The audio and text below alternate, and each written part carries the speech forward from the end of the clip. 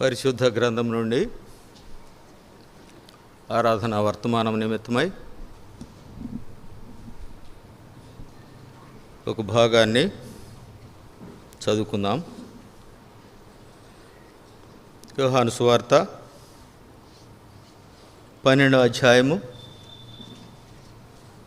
1 నుండి 8 వచనాల వరకు మార్చి చదువుకుందాం.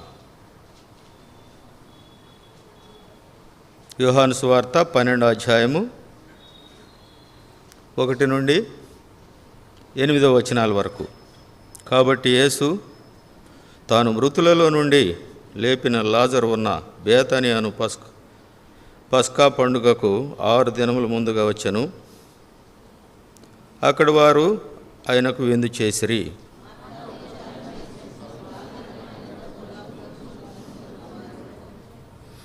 అప్పుడు మరియా మిక్కిలి విలువగల అచ్చ జటామాంసి అత్తరు 1 సేరున్నర ఎత్తు తీసుకొని యేసు పాదములకు పూసి తన తల వెంట్రుకలతో ఆయన పాదములను తుడిచెను. ఇల్లు ఆ అత్తరు వాసనతో నిండెను.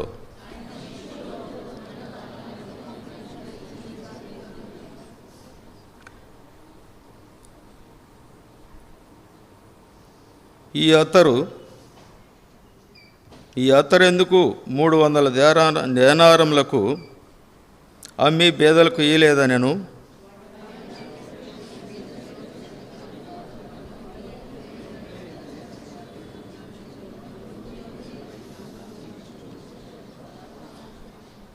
ఏడవ వచనం. కాబట్టి యేసు నన్ను పాతిపెట్టు దినమునకు ఆమెను దీనిని ఉంచుకొననీయుడి.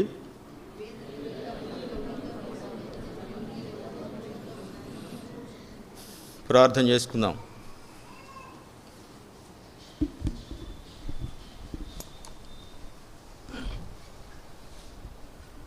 ప్రేమ కలిగిన పరలోక తండ్రి, కృప కలిగిన మా రక్షక, పరిశుద్ధుడు అయిన మహా గొప్ప దేవ, రాజుల రాజా, కృపామయుడా, పరిశుద్ధుడా, మీకు వందనాలు నా నాయన. మీరు మా గమనానికి తీసుకొని వచ్చినటువంటి ఆరాధన వర్తమానం నిమిత్తమై మీకు వందనములు నా నాయన. ఈ లేఖన భాగాలను ప్రభువా మీరు మా కొరకు ఆశీర్వదించండి, విరిచి పంచిపెట్టండి. నిష్ప్రయోజకుడైన మీ దాసుని ప్రభువా మీ కృపలో భద్రపరచండి. దేవా, మీ దాసుని ప్రభువా మీ సిలువ చాటును మీరు మరుగుపరిచి మీ నోటికి బూరగా ప్రభువా మీరే వాడుకొని మహిమ పొందండి. మరొక మారువ ప్రభువా నిష్ప్రయోజకుడని మీ పాదముల చెంత ఒప్పుకుంటున్నాను. దేవా, మీరే కృప చూపి సహాయం చేయమని, మీ సన్నిధి కాంతిని మీ దాసునిపై ప్రకాశింప చేయమని యేసు నామమున అడిగి ప్రార్థిస్తున్నాను తండ్రి, ఆమేన్.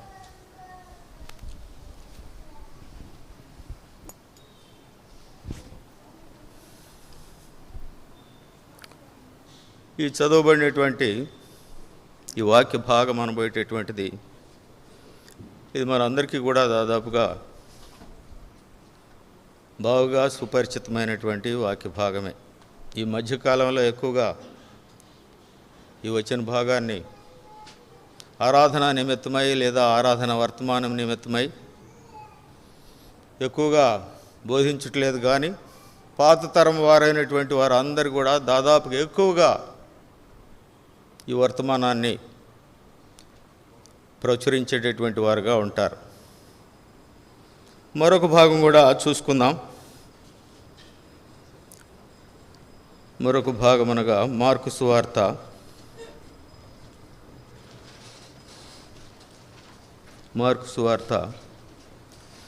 14వ అధ్యాయము 8-9 వచనాలు కూడా చూసుకుందాం. అందరం కలిసి చదువుదాం. ఈమె తన శక్తి కొలది చేసి నా భూస్థాపన నిమిత్తము నా శరీరమును ముందుగా అభిషేకించెను. సర్వలోకములో ఎక్కడ సువార్త ప్రకటించబడునో అక్కడ ఈమె చేసినది జ్ఞాపకార్థముగా ప్రశంసింపబడునని మీతో నిశ్చయముగా చెప్పుచున్నానెను. అదే రీతిగా మత్తయి సువార్త కూడా, ఇక్కడ కూడా మత్తయి సువార్తలో కూడా చెప్పబడుతున్నది. అదేమనగా 10వ వచనం, 26వ అధ్యాయము 10వ వచనం.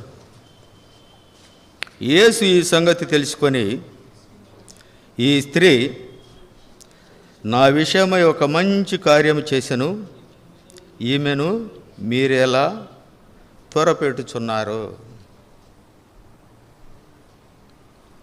యేసు ఈమె గురించి ఏం చెప్తున్నాడు? ఈమె ఒక మంచి, నా నిమిత్తమై ఈవిడ ఒక మంచి కార్యమును చేశాను అని మత్తయి సువార్త 26వ అధ్యాయము 10వ వచనంలో చెప్పబడుతున్నది. అయితే ఇక్కడ ఏంటంటే,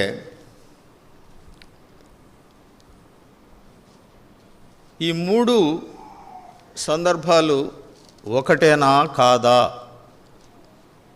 అనబోయేటటువంటిది ఇది మనం చెప్పుకోలేనటువంటి పరిస్థితి. కొందరు వ్యాఖ్యాతలనేమో ఈ 3 ఒకటే ఇన్సిడెంట్స్ అని చెప్పి చెప్పబడుతున్నారు. మరికొందరు వ్యాఖ్యాతలు అనబోయేటటువంటి వారు ఈ 3 వేరు సంఘటనలు అని చెప్పి చెప్పబడుతున్నాయి. అనగా వేరు అంటే మత్తయి సువార్తలో చెప్పబడినటువంటి సంఘటన, మరియు మార్కు సువార్తలో చెప్పబడినటువంటి సంఘటన, మరియు యోహాను సువార్తలో చెప్పబడినటువంటి సంఘటన అనబోయేటటువంటివి ఈ మూడు కూడా వేరే ఇన్సిడెంట్స్ అని చెప్పి చెప్పబడుతున్నది. అంతేకాదు, ఇక్కడ మత్తయి సువార్త మరియు మార్కు సువార్తలోనేమో ఆ స్త్రీ భోజనానికి కూర్చున్నటువంటి యేసు ప్రభు దగ్గరకు వచ్చి ఆయన తల మీద ఆ యొక్క అత్తరు సీసాన్ని పగలగొట్టి పోసినట్టుగా చెప్పబడుతున్నది. అనగా మత్తయి సువార్త మరియు మార్కు సువార్తలోనేమో భోజనానికి కూర్చున్నటువంటి యేసు ప్రభు దగ్గరకు వచ్చి అత్తరు సీసా పగలగొట్టి ఆయన యొక్క తల మీద పోసినటువంటిదిగా ఉంటున్నదని చెప్పి చెప్పబడుతున్నది. అయితే యోహాను సువార్తలకు వచ్చేటప్పటికే ఇక్కడ ఆయన పాదముల చెంత, ఆయన పాదములకు పూసెను అని చెప్పి చెప్పబడుతున్నది. అందువల్లనే భిన్నాభిప్రాయాలు అనబోయేటటువంటివి ఉన్నాయి. ఇది ఒకే సంఘటన లేదా వివిధ రకాలైనటువంటి సంఘటనలు అనబోయేటటువంటివి ఖచ్చితంగా చెప్పడానికి సరైనటువంటి ఆధారాలు అనబోయేటటువంటివి లేవు. అంతేకాకుండా యోహాను సువార్తకి మిగిలినటువంటి ఈ మత్తయి సువార్త మరియు మార్కు సువార్తలో ఉన్నటువంటి సంఘటనలకి మధ్య ఒక స్త్రీ అని చెప్పేమో మత్తయి సువార్తలోను మరియు మార్కు సువార్తలో చెప్పబడుతున్నది. ఇక్కడేమో మనం చదవబడినటువంటి ఈ యొక్క మరియా అని చెప్పేసి స్పష్టంగా చెప్పబడుతున్నది. ఇక్కడ 12వ అధ్యాయము యోహాను సువార్త 3వ వచనం చూస్తే చదవండి ఎవరైనా.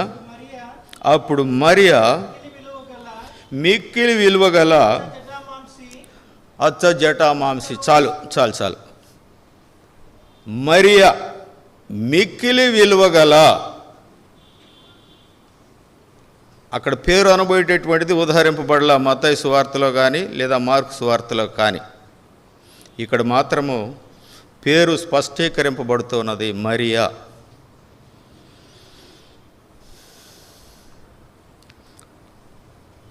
మొదటి నుంచి చూద్దాం. కాబట్టి యేసు తాను మృతులలో నుండి లేపిన లాజరు ఉన్న బేతనియకు పస్కా పండుగకు 6 దినముల ముందుగా వచ్చాను. పస్కా పండుగకు 6 దినములు ముందుగా వచ్చాను. ఇక్కడ 12వ వచనం చూస్తే అదే అధ్యాయంలో, మరునాడు ఆ పండుగకు వచ్చిన బహుజన సమూహము యేసు యెరూషలేమునకు వచ్చుచున్నాడని విని ఖర్జూరపు మట్టలు పట్టుకొని ఆయనను ఎదుర్కొనబోయి, జయము ప్రభు పేరట వచ్చుచున్న ఇశ్రాయేలు రాజు స్తుతింపబడునుగాక. అంటే పస్కా పండుగకు 6 దినముల ముందుగా వచ్చాడు కాబట్టి అది దాన్ని ఏమంటున్నాం మనము? మట్టలాదివారము అని చెప్పేసి అంటున్నాం. మట్టలాదివారపు దినాన ప్రభు అయినటువంటి యేసుక్రీస్తు వారు ఆ లాజరు ఉన్నటువంటి ఆ బేతనియాకి వచ్చినటువంటి వాడుగా ఉంటూ ఉన్నాడు. ఇప్పుడు మరలా చదివితే ఆ లాజరు ఇంటిలో విందు చేయబడినటువంటిది అని చెప్పేసి ఇక్కడ 12వ అధ్యాయము 1వ వచనంలో చెప్పబడుతున్నది. మార్కు మరియు మత్తయి సువార్తల్లో మాత్రము కుష్ఠరోగి అయినటువంటి సీమోను ఎంట ఆయన భోజనానికి సిద్ధపరిచినటువంటి వాడుగా ఉంటూ ఉన్నాడు అని చెప్పబడుతున్నది. భోజనానికి కూర్చున్నటువంటి వాడుగా ఉంటూ ఉన్నాడు. భోజనము అనబోయేటటువంటిదే ఇదేమో కామన్ ఇన్ ఆల్ ది సువార్తల్లో. బహుశా మత్తయి సువార్తలోను మరియు మార్కు సువార్తలో కూడా కుష్ఠరోగి అయినటువంటి సీమోను ఇంట భోజనమునకు కూర్చుండెను అని చెప్పబడుతున్నది. కుష్ఠరోగి ఇంట భోజనమునకు కూర్చుండి ఉండెను అని చెప్పటం అనేటటువంటిది బహుశా ఆ కుష్ఠరోగి ప్రభు అయినటువంటి యేసుక్రీస్తు ద్వారా స్వస్థత పొందినటువంటి వాడై ఉంటాడు. పాత నిబంధనలో కుష్ఠరోగి అనబోయేటటువంటిది వానిని తాకటం అనబోయేటటువంటిది ఉండేది కాదు. పైపెచ్చు కుష్ఠరోగి అనబోయేటటువంటి వాడు పాపానికి చిహ్నంగా ఉంటూ ఉన్నాడు. మనం పాడుకుంటూ ఉంటాం పాట, పాపపు కుష్ఠుతో పడి చెడినా ఈ పాపిని కరుణించితివి, నా పాపపు డాగులు విడచి పరిశుద్ధుని చేసిన విభుడా, నా పాపపు డాగులు విడచి పరిశుద్ధుని చేసిన విభుడా. అంటే కుష్ఠవ్యాధి కలిగినటువంటి వారిని గూడెంలోనికి లేదా పాళెంలోనికి రానిచ్చేటటువంటి వారు కారు. అయితే ఇక్కడ ఒకప్పుడేమో కుష్ఠవ్యాధి కలిగినటువంటి ఆ సీమోను ప్రభు అయినటువంటి యేసుక్రీస్తు వారి దగ్గరికి వచ్చాడు కాబట్టి స్వస్థత అనుగ్రహించినటువంటి వాడుగా ఉంటున్నాడు. ఆ స్వస్థతకు గుర్తుగా ఆ సీమోను ఇంట విందు చేయబడటం అనబోయేటటువంటిది జరిగింది. అక్కడ విందు చేయటం ద్వారా అదే సందర్భంలో ఆయన తల మీద అత్తరు బుడ్డిని పగలగొట్టి ఆయనను అభిషేకించటము అనబోయేటటువంటిది జరుగుతూ వచ్చింది. ఇక్కడ మాత్రం అనగా యోహాను సువార్తలో మాత్రము లాజరు ఎంట విందు చేయబడినది అని చెప్పేసి చెప్పబడుతున్నది. ఏది ఏమైనప్పటికీ కూడా బహుశా వాళ్ళందరూ బంధువులై ఉండొచ్చు. తద్వారా వారు పొందినటువంటి మేలుకి కృతజ్ఞతాపూర్వకంగా వారు విందు అనుభవేటటువంటిది యేసు ప్రభువుకి చేసి ఉండొచ్చు అని చెప్పేసి దేవుని యొక్క వాక్యము చెప్పబడుచున్నది. 2వ వచనానికి వచ్చేటప్పటికే 12వ అధ్యాయము 2వ వచనానికి వచ్చేటప్పటికే మార్త ఉపచారం చేసెను, లాజరు ఆయనతో కూడా భోజనమునకు కూర్చున్న వారిలో ఒకడు. ఆయనతో కూడా భోజనమునకు కూర్చున్న వారిలో ఒకడు. సీమోను ఉండొచ్చు, లాజరు కూడా ఆయనతో కూడా భోజనమునకు కూర్చొని ఉండొచ్చు. ఇప్పుడు 3వ వచనానికి వద్దాం. అప్పుడు మరియా మిక్కిలి విలువగల అచ్చ జటామాంసి అత్తరు ఒక సేరున్నర ఎత్తు తీసుకొని యేసు పాదములకు పూసి తన తల వెంట్రుకలతో ఆయన పాదములు తుడిచెను. ఇల్లు అత్తరు వాసనతో నిండెను. ఇల్లు అత్తరు వాసనతో నిండెను. మిక్కిలి విలువగల అచ్చ జటామాంసి అత్తరు. మిక్కిలి విలువగల అచ్చ జటామాంసి అత్తరు అంటే ఇది మన దేశానికి ఉత్తర దిక్కునున్నటువంటి హిమాలయ ప్రాంతాల్లో దొరుకుతుంది. ఈజిప్ట్లో కూడా దొరుకుతుంది అనేటటువంటిది. ఇది ఒక మొక్క నుండి తీయబడినటువంటి సువాసన కలిగినటువంటి ఒక అత్తరు సెంటు లాంటిది అని చెప్పేసి దేవుని యొక్క వాక్యం ఇక్కడ మనకు చెప్పబడుతున్నది.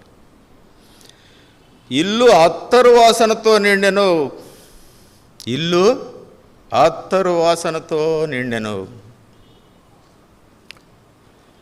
మన యొక్క ఆరాధన అనబోయేటటువంటిది కూడా అత్తరు వాసనతో నిండినటువంటిదిగా, సువాసనాభరితమైనటువంటి రీతిగా, దేవునికి ఇష్టమైనటువంటి రీతిగా, దేవునికి ఇంపైనటువంటి రీతిగా ఉండాలి. మన పెదవుల నుండి జాలువారేటటువంటి ఆరాధన అనబోయేటటువంటిది ఏ విధంగా ఉండాలి? సువాసనాపూరితమైనటువంటి రీతిగా, అత్తరు వాసనతో నిండినటువంటిదిగా ఉండాలి. ఇప్పుడు మనం అత్తరు వాసనతో నిండాలి అంటే దేవుని మందిరం అందరూ కూడా యథార్థమైనటువంటి నమ్మకమైనటువంటి రీతిగా ఆరాధించేటటువంటి వారందరూ కూడా ఆరాధిస్తున్నప్పుడు దేవుని మందిరం అంతా కూడా సువాసన భరితమైనటువంటి రీతిగా నిండిపోయేటటువంటిదిగా ఉంటుంది అని చెప్పేసి దేవుని యొక్క వాక్యం ఇక్కడ తెలియజేయబడుతుంది. అంతేకాకుండా ఆవిడ చేస్తూ వచ్చినటువంటి అంశాలు ఇంకేమిటి? ఆ యేసు పాదములకు పూసి తన తల వెంట్రుకలతో ఆయన పాదములు తోడిచాను. యేసు పాదములకేమో అత్తరు పూసింది, అది మిక్కిలి విలుగల అచ్చజటామాంసి అత్తరు సేరున్నర పూసేసింది. పూసింది. పూయటం మాత్రమే కాకుండా ఏం చేస్తూ వచ్చింది? యేసు పాదములను తుడుస్తూ వచ్చింది. దేంతో తుడుస్తూ వచ్చింది? తల వెంట్రుకలతో తుడవటం అనబోయేటటువంటిది జరిగింది. ఒక స్త్రీ, ఈ మరియా అనబోయేటటువంటి స్త్రీ ఇక్కడ చెప్పబడినటువంటి రీతిగా తల వెంట్రుకలతోటి ఆయన పాదములను తుడుస్తూ ఉన్నది అని అంటే ఆయనని ఎంతగా ప్రేమిస్తూ వచ్చిందో మనం అర్థం చేసుకోవాలి. ఒక స్త్రీకి ఇక్కడ 1 కొరింథీయులకు రాసిన పత్రిక 11వ అధ్యాయం చూస్తే, 1 కొరింథీయులకు రాసిన పత్రిక 11వ అధ్యాయం చూస్తే 15వ వచనము, స్త్రీకి తల వెంట్రుకలు పైట చెంగుగా ఇయ్యబడెను కనుక ఆమె తల వెంట్రుకలు పెంచుకొనుట, ఆమె తల వెంట్రుకలు పెంచుకొనుట ఆమెకు ఘనము. ఇక్కడ స్త్రీకి తల వెంట్రుకలు దేనిగా ఇచ్చారు? పవిట చెంగుగా ఇవ్వబడినటువంటివిగా ఉంటుంది. అంటే తల వెంట్రుకలతో ఆ స్త్రీ తుడవటం అనబోయేటటువంటిది, యేసు పాదాలను తుడవటం అనబోయేటటువంటిది ఎంతటి గాఢమైనటువంటి రీతిగా ఆయనను ఆరాధిస్తూ ఉన్నది, ఆయనను ప్రేమిస్తూ ఉన్నది అనేటటువంటి దానికి ఇది చిహ్నము.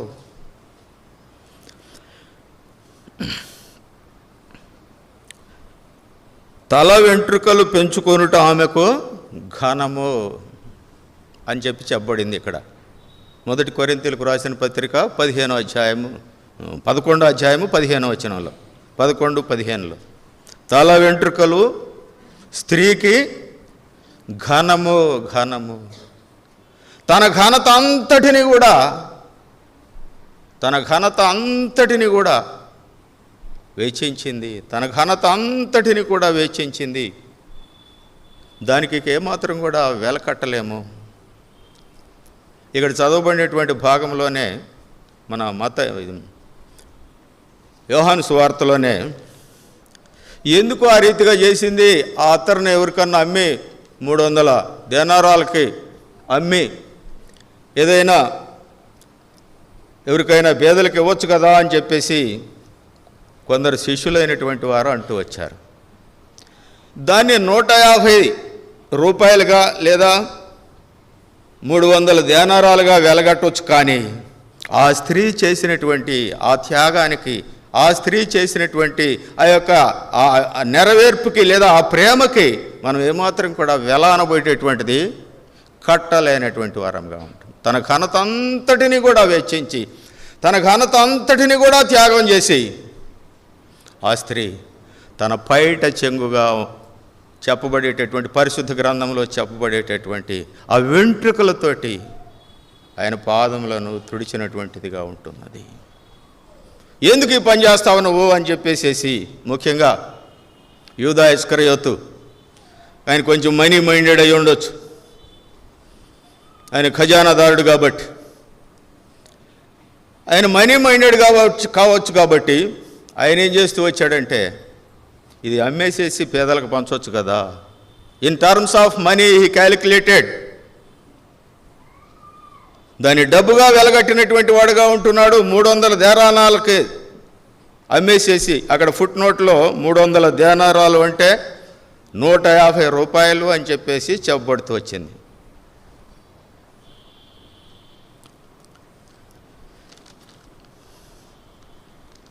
పన్నెండో అధ్యాయము క్రింద ఫుట్ నోట్లో, యోహాను సువార్త 12వ అధ్యాయము క్రింద ఫుట్ నోట్లో చెప్పబడినటువంటిది ఏంటంటే 300 దేనారాలు, దాని ఖరీదు 150 రూపాయలు. ఎప్పుడు 150 రూపాయలు? బైబిల్ గ్రంథం పుట్టినప్పుడు 150 రూపాయలు అని రాశారు. అప్పటి నుంచి ఇప్పటికి క్యాలిక్యులేట్ చేస్తే ఎన్ని వేల రూపాయలు లేదా ఎన్ని లక్షల రూపాయలు ఉండొచ్చు. ఆ రకంగా చూసినా కూడా తల వెంట్రుకలతో తొడవటము అనబడేటటువంటిది వెల కట్టలేనటువంటిది అని చెప్పబడింది. పోనీ ఇన్ టర్మ్స్ ఆఫ్ మనీ చూసినప్పటికీ కూడా 150 రూపాయలు పరిశుద్ధ గ్రంథం పుట్టినప్పుడు చెప్పబడినటువంటి మాటలు అవి. కాబట్టి అది ఎంతగా మనం వెల కట్టొచ్చు, కొన్ని లక్షల రూపాయలుగా వెల కట్టడం అనబోయేటటువంటిది చేయవచ్చు.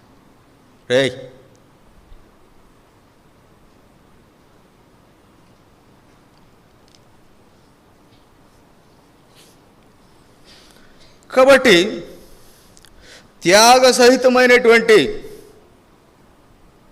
ఆ ప్రేమకు బదులుగా, ఆయన నెరవేర్చినటువంటి త్యాగ సహితమైనటువంటి ఆ ప్రేమకు బదులుగా ఏమేం చేస్తూ వచ్చింది? ఈవిడ కూడా వెల కట్టలేనటువంటి ప్రేమను ఆయనకు నెరవేర్చినటువంటిదిగా ఉంటూ ఉన్నది అనేటటువంటి సత్యాన్ని మనము గమనించబద్ధులమై ఉన్నాము.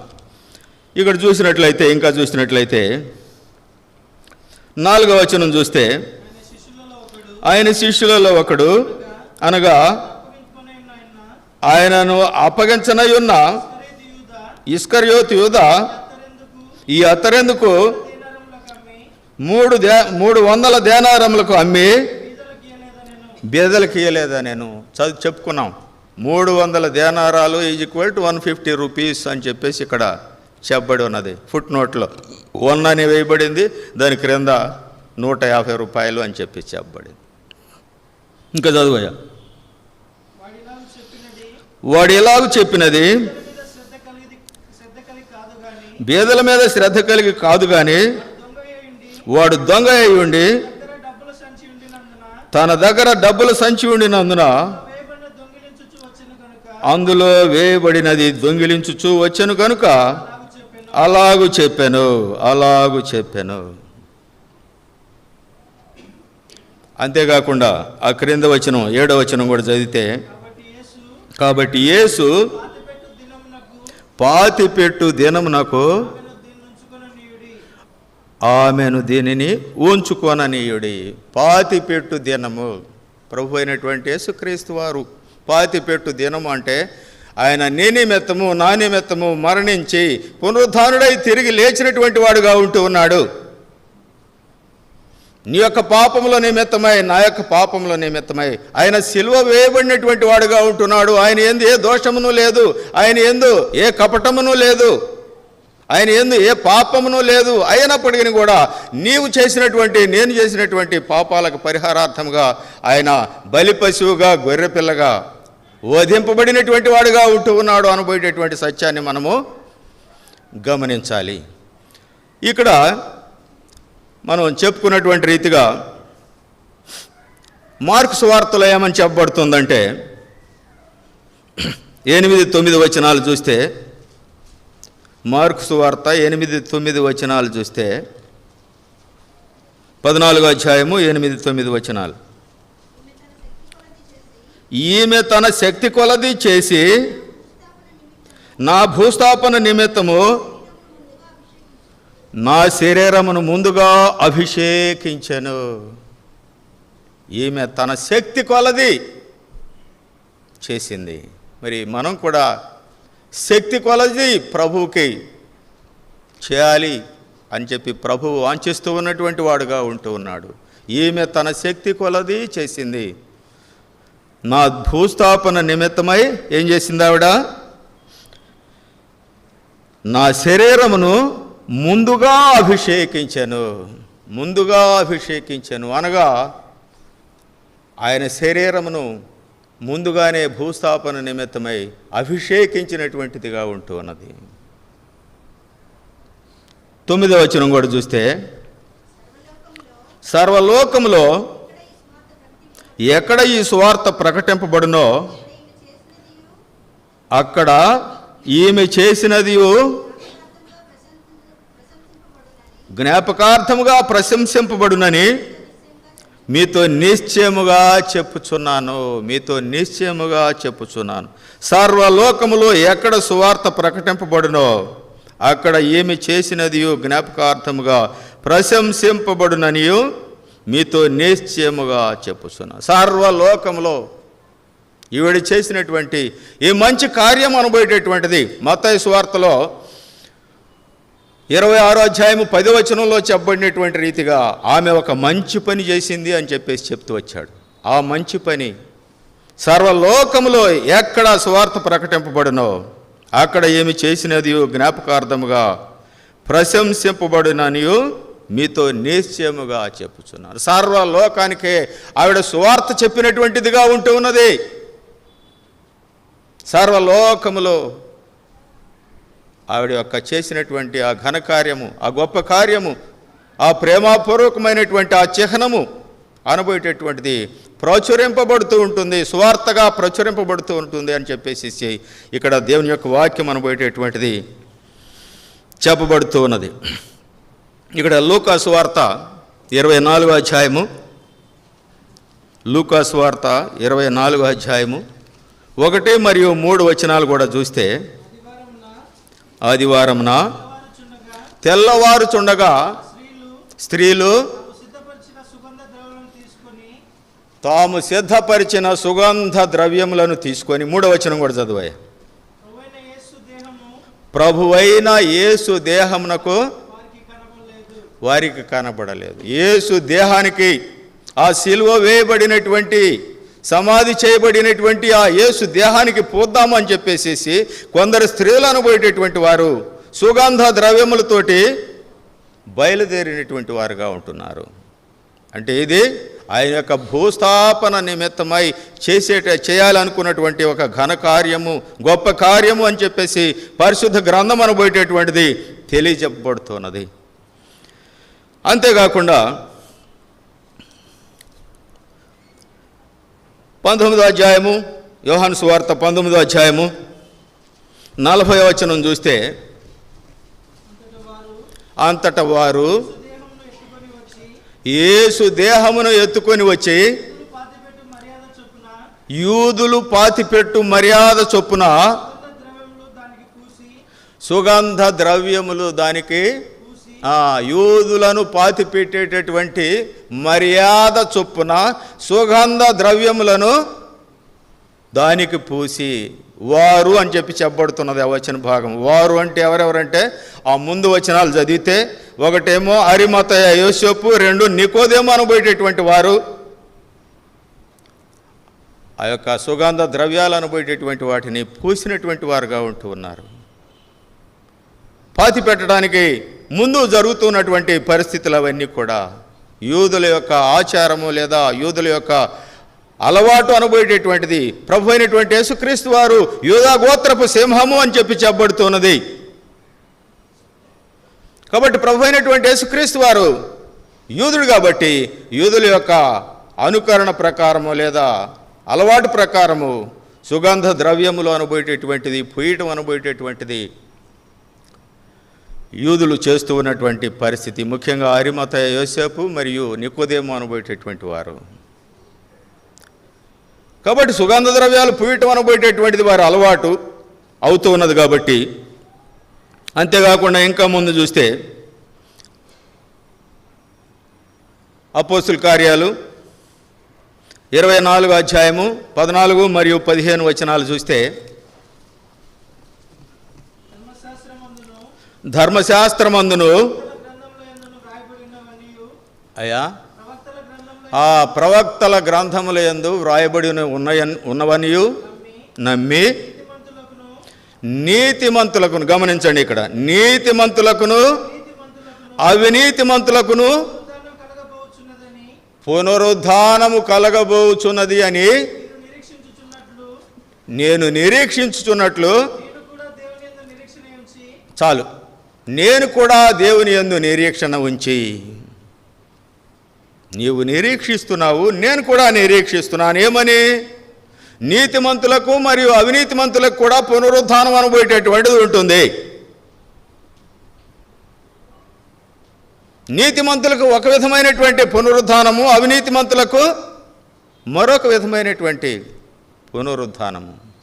చూడండి, యోహాను సువార్త 5వ అధ్యాయము 28వ వచనం చూస్తే, నీతిమంతులకు ఉండేటటువంటి పునరుద్ధానం ఏంటి? దీనికి మీరు ఆశ్చర్యపడకుడి, ఒక కాలము వచ్చుచున్నది, ఆ కాలమున సమాధుల్లో ఉన్న వారందరూ ఆయన శబ్దము విని మేలు చేసిన వారు జీవ పునరుద్ధానమునకును, కీడు చేసినటువంటి వారు తీర్పు పునరుద్ధానమునకును అప్పగించబడదురు లేదా బయటికి వచ్చేదరు.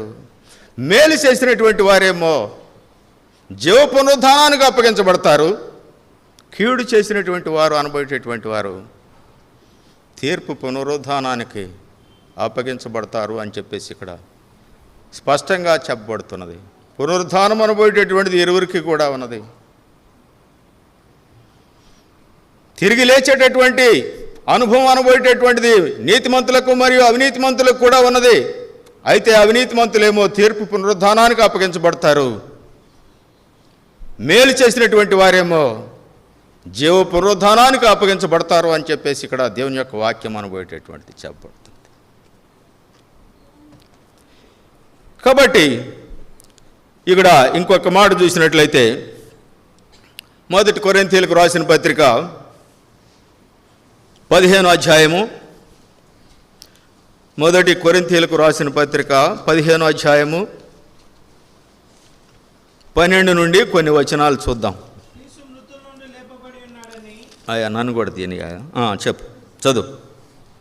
క్రీస్తు మృతులలో నుండి లేపబడి ఉన్నాడని ప్రకటింపబడుచుండగా మీలో కొందరు మృతుల పునరుద్ధానము లేదని ఎట్లు చెప్పుచున్నారు. ఒక గుంపు ఉన్నది పరిశుద్ధ గ్రంథంలో చెప్పబడినటువంటి గుంపు. ఏంటి ఆ గుంపు అంటే? సద్దూకాయలు అనబోయేటటువంటి గుంపు అది. ఆ గుంపు ఏం చెప్పబడుతున్నది?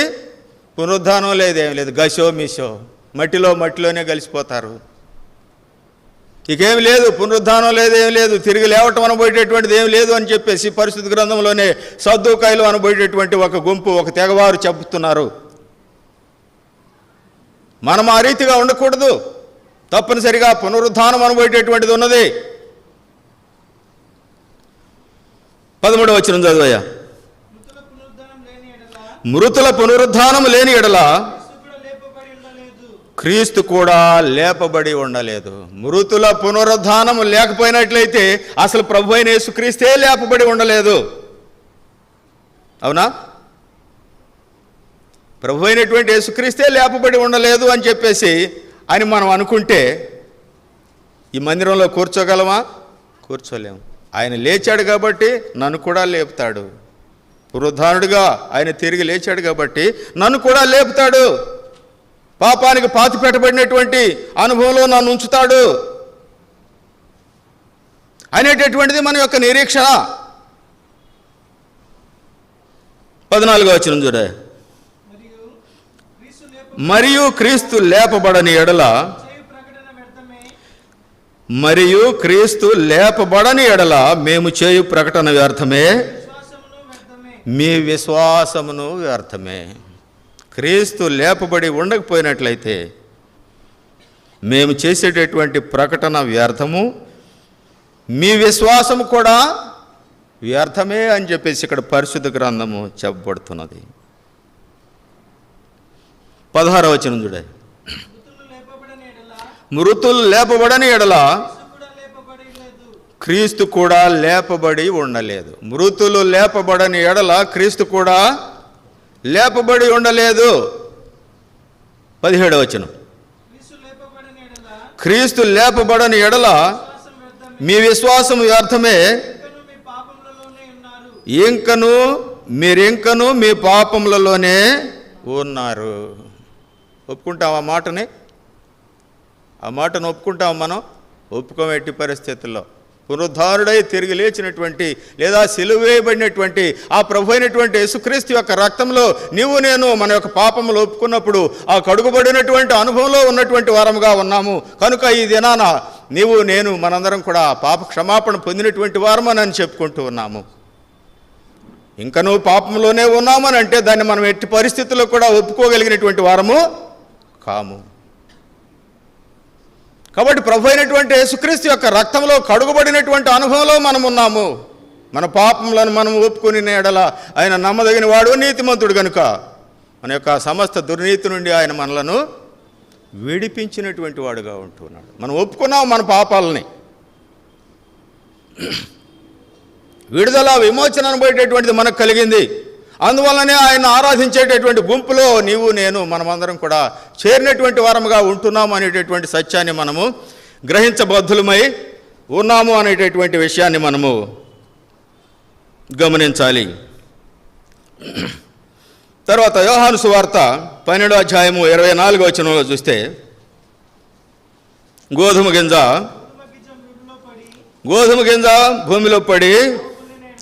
భూమిలో పడి చావకుండా ఎడల అది ఒంటిగానే ఉండును, అది చచ్చిన ఎడల విస్తారముగా ఫలించును. అది చచ్చిన ఎడల విస్తారముగా ఫలించును. మనము చచ్చినటువంటి అనుభవంలో ఉన్నాము, విస్తారముగా ఫలించేటటువంటి అనుభవంలో ఉన్నాము. గోధుమ గింజ భూమిలో పడి చావకుండా ఎడల గింజగానే ఉంటుంది. ఆ గింజ చనిపోయి మొక్కగా కంకిగా అనేకమైనటువంటి గింజలకు ఉత్పత్తికి కారణమవుతూ ఉన్నది. ఆ రీతిగా నీ యొక్క జీవితము నా యొక్క జీవితము అనబోయేటటువంటిది ఉండాలి అని చెప్పేసి ప్రభు కోరుకుంటూ ఉన్నాడు. తనను గురించి తాను చెప్పుకునేటువంటి మాట, తన యొక్క పునరుద్ధానాన్ని గురించి చెప్తున్నటువంటి మాటలు ఇవి.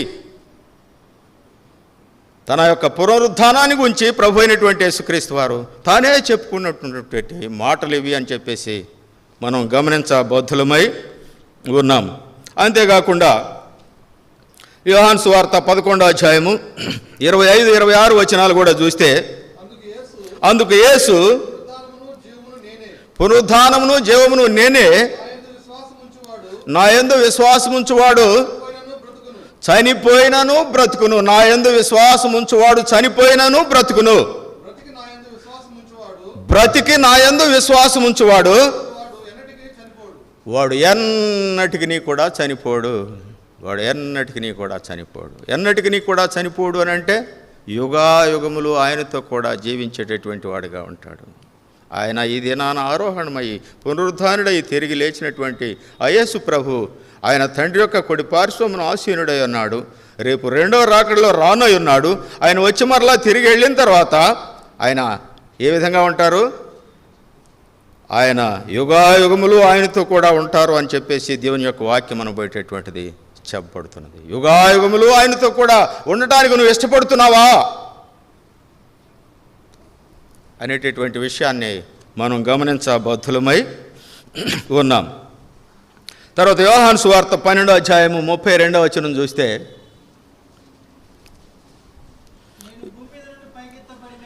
నేను భూమి మీద నుండి పైకెత్తబడిన ఎడల అందరినీ నా యొద్దకు ఆకర్షించుకుందునని చెప్పాను. భూమి మీద నుండి పైకి ఎత్తబడిన ఎడల, ఒకవేళ ఎత్తబడకుండా ఉంటే ఇంకా ఆకర్షణే ఉంది, ఇంకా ఆకర్షణ అనుభవేటటువంటిది లేనే లేదు. ఆయన భూమి మీద నుండి పునరుద్ధానుడై తిరిగి పైకెత్తబడినటువంటి వాడుగా ఉంటున్నాడు కాబట్టి, అట్లా ఉన్నందువలన ఆయన మరణించి తిరిగి లేచి సమాధిని గెలిచినటువంటి వాడుగా ఉంటున్నాడు కాబట్టి, తిరిగి పునరుద్ధానుడై లేచినటువంటి వాడుగా ఉంటున్నాడు కాబట్టి, ఆయన నామం పేరట ఆయన దేవుడు అని చెప్పేసి నీవు నేను మనం అందరం కూడా ఆయన నామం పేరట ఆకర్షితులమై ఉంటున్నాము. ఆయన ఎత్తబడి లేడనుకోండి, ఇంకేం ఆకర్షణ? ఆయన సమాధిని గెలిచినటువంటి దేవుడు. అక్కడ ప్రేమ నెరవేర్పు, త్యాగ సహితమైనటువంటి ప్రేమను నెరవేర్చినటువంటి వాడుగా ఉంటూ ఉన్నాడు, సమాధిని గెలిచినటువంటి వాడుగా ఉంటూ ఉన్నాడు అని చెప్పేసి 12వ అధ్యాయము 32వ వచనంలో చెప్పబడుతూ ఉన్నటువంటిదిగా ఉంటున్నది. ఆఖరిగా మత్తయి సువార్త 16వ అధ్యాయము, మత్తయి సువార్త 16వ అధ్యాయము 21 చదువయ్యా. అప్పటి నుండి తాను యెరూషలేమునకు వెళ్ళి పెద్దల చేతను, ప్రధాన యాజకుల చేతను, శాస్త్రుల చేతను అనేక హింసలు పొంది చంపబడి 3వ దినమున లేచుట అగత్యము. It must, it is sure. ఆయన ఎవరెవరి ద్వారా హింసింపడతాడు? అప్పటి నుండి తాను యెరూషలేమునకు వెళ్ళి పెద్దల చేతను, ప్రధాన యాజకుల చేతను, శాస్త్రుల చేతను అనేక హింసలు పొంది చంపబడి 3వ దినమున లేచుట అగత్యమని యేసు తన శిష్యులకు తెలియజేయ మొదలు పెట్టగా,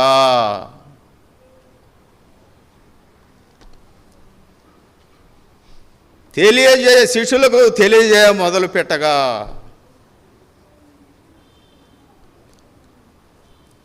అంతేకాదు అక్కడ సిద్ధపరచబడినటువంటి గొర్రెపిల్లగా ఆయన బయలుదేరుతూ ఉన్నాడు. సిద్ధపరచబడినటువంటి గొర్రెపిల్లగా ఆయన బయలుదేరుతూ ఉన్నాడు. ఇదిగో లోక పాపములను మోసుకొని పోవు దేవుని గొర్రెపిల్ల అని చెప్పేసి యోహాను భక్తుడు 1వ అధ్యాయము 29వ వచనంలో చెప్పబడినటువంటి రీతిగా, 1వ అధ్యాయము యోహాను సువార్తలో చెప్పబడినటువంటి రీతిగా, ఇదిగో లోక పాపములను మోసుకొని పోవు దేవుని గొర్రెపిల్ల. ఆయన సిద్ధపరచబడినటువంటి గొర్రెపిల్లగా వెళుతూ ఉన్నాడు. పెద్దల చేతను, శాస్త్రుల చేతను, అధికారుల చేతను చంపబడి తాను తిరిగి లేచుట అగత్యము. తిరిగి లేచుట అగత్యం అంటే పునరుద్ధానుడై తిరిగి లేచుట అగత్యము. It must. పునరుద్ధానుడై తిరిగి లేచుట అనబోయేటటువంటిది అగత్యము. ఇక్కడ 22వ వచనం చదివితే, పేతురు ఆయన చేయి పట్టుకొని, ప్రభువా ఇది నీకు దూరమగునుగాక, ఇది నీకెన్నడూను కలుగదని ఆయనను గద్దెంపసాగాను. ఇది నీకెన్నడు కూడా కలగకూడదు అని చెప్పేసేసి శిష్యుల్లో ఒకడైనటువంటి పేతురు ఏం చేస్తూ వచ్చాడు? ఆయనను అడ్డగించడానికి మొదలుపెట్టాడు. ఇది నీకెన్నడూ కూడా కలగకూడదు అంటే ఏమన్నాడు ప్రభువు? సాతానా వెనుకకు పొమ్ము, సాతానా వెనుకకు పొమ్ము అన్నాడు. యెరూషలేముకి వెళ్ళాలి, తన యొక్క నిర్గమం అనబోయేటటువంటి దాన్ని నెరవేర్చాలి. ఆ నెరవేర్పు పునరుద్ధానం అనబోయేటటువంటిది లేకపోతే మరణమే లేదు, మరణమే లేకపోతే పునరుద్ధానం లేదు, పునరుద్ధానం లేకపోతే నీకు నాకు జీవం అనబోయేటటువంటిది లేదు. ఇదిగో పునరుద్ధానమును జీవమును నేనే అని చెప్తున్నాడు ప్రభు అయినటువంటి యేసుక్రీస్తు వారు. అయితే ఇక్కడ మనం నేర్చుకోదగినటువంటి ఒక ఆత్మీయమైనటువంటి పాఠం ఏంటంటే, సాతానా వెనుకకు బొమ్ము అని చెప్పేసి అంటున్నాడు. ఎవరితో? పేతురు అంటున్నాడు. అటువంటి వారం కూడా ఉన్నాం ఇక్కడ. పాప క్షమాపణ అనుభవేటటువంటి పొందినటువంటి అనుభవంలో ఉన్నాము అని చెప్పి చెప్పుకునేటటువంటి వారమైనటువంటి మనం కూడా, మనలో కూడా అటువంటి వారు ఉన్నారు. ప్రభు అయినటువంటి యేసుక్రీస్తు వారిని అడ్డగించేటటువంటి వారు కూడా ఉన్నారు. నువ్వు నిర్గమాన్ని చేయొద్దు అని చెప్పేసి అడ్డగించేటటువంటి వారు కూడా ఉన్నారు. అయితే ప్రభు ఏమాత్రం కూడా వారి మాటలను, ఈవెన్ శిష్యులు పేతురు యొక్క మాటలను లక్ష్య పెట్టలేదు అని చెప్పేసి దేవుని యొక్క వాక్యము సెలవిస్తున్నది. అంటే ఇక్కడ మనం నేర్చుకోదగినటువంటి ఆత్మీయమైనటువంటి మరొక పాఠం ఏంటంటే, శిష్యులకు లేనటువంటి ఆ యొక్క గొప్ప గ్రహింపు అనబోయేటటువంటిది ఆ మరియకు, సోకాళ్ళు మరియా చెప్పబడినటువంటి ఆ మరియకు ఉన్నది అనబోయేటటువంటి ఆత్మీయ సత్యాన్ని మనము గ్రహించాలి. శిష్యులేమో అడ్డగించడానికి పూనుకున్నారు. ఇక్కడ మరి ఏమో ఏం చేసింది? 12వ అధ్యాయము 3వ వచనం. అప్పుడు మరియా మిక్కిలి